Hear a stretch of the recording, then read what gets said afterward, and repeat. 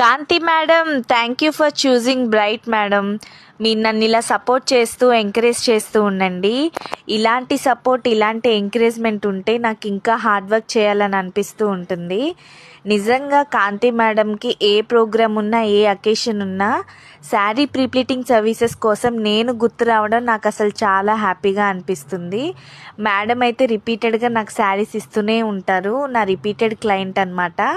అంతేకాకుండా కాంతి మేడం నాకు ఒక స్పెషల్ క్లయింట్ అయిపోయారు.